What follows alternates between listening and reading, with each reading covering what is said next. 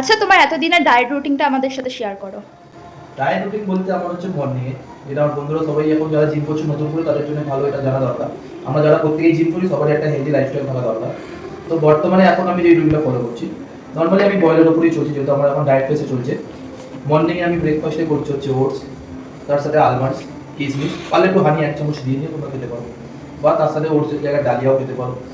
Dahlia ছাড়া cornflakes, যেটা তোমাদের ইচ্ছা, যেটা সুইটেবল, আর তাদের দুটো করে ডিম বা তিনটে, যার যেটা বাজেট সাপোর্ট করবে সেটাই অনুযায়ী বাজেটে যেতে খাবে।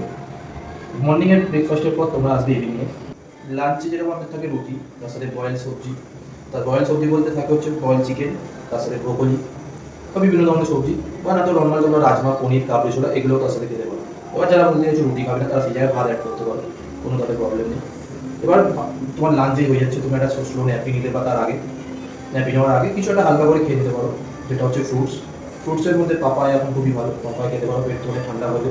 অনেকেই বিভিন্ন রকমের কোনো কিছু খেতে পারো যার জন্য পেট গরম হয়, তার ফলে তোমরা পাপায়াটা খেতে পারো, খুবই ভালো।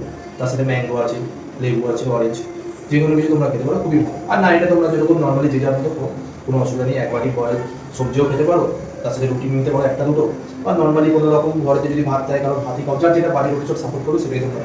হ্যাপি হেলদি লাইফস্টাইল মেনটেন করা খুব দরকার, খুব জরুরি জিমের জন্য, যেটা আমি মেনটেন করে আসছি এত বছর ধরে। তোমাদেরও সেটা করা উচিত আমি মনে করি। হ্যাপি লাইফ, জয় গরিব।